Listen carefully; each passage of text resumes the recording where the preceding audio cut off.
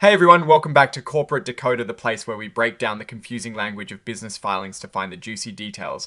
And today we're looking at AB Private Lending Fund. Did these guys have a quiet quarter or did something big happen behind the scenes? Let's find out. Before we dive in, if you like getting straightforward insights straight from the source documents that even your grandma could understand, make sure you hit that subscribe button. And for more exclusive content and to connect with fellow financial sleuths, join our Discord community linked right down below. Alright, so AB Private Lending Fund has filed a Form 8K, which usually means something important has happened that the public needs to know about right away. This is tier quarterly report with a ton of financial numbers, but it does tell us about a big event, their annual meeting of shareholders. So, on the 16th of September of 2025, the fund held its big annual meeting where shareholders get to vote on important matters.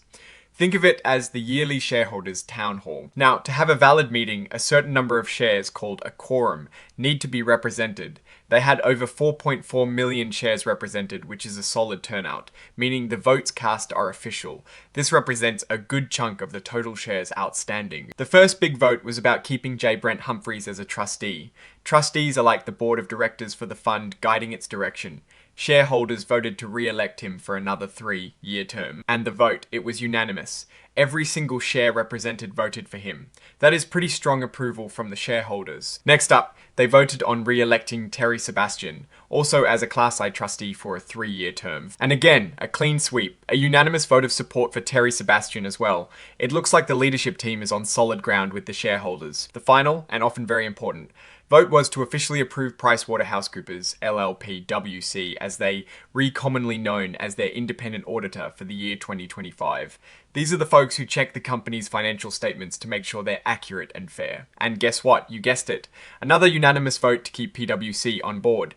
This shows a lot of confidence in the auditors and the way the fund is presenting its financial health. It means the shareholders are comfortable with who is verifying their books. Now, something else interesting here is that AB Private Lending Fund is checking the box to be considered an emerging growth company.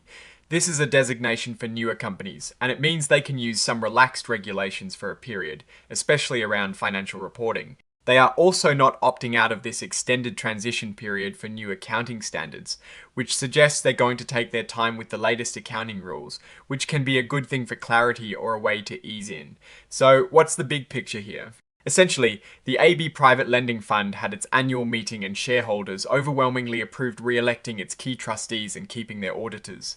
There were no surprises, no major shake-ups, and a strong show of confidence in the current leadership and oversight. It suggests a stable operation without any major red flags being raised by the shareholders at this meeting. While this report doesn't give us deep dives into their financial performance in terms of revenue or profit, it signals a smooth, well-supported management structure. It is a sign of calm seas for the fund based on this annual shareholder feedback. Alright, that is our breakdown of AB Private Lending Fund's latest filing. What is your take on these unanimous votes and what they signal for the company's future? Drop your thoughts in the comments below. If this analysis was valuable, hitting that like button really helps, and subscribe for more deep dives. Don't forget to check out the Discord in the description for more in-depth discussions. Thanks for watching, see you next time.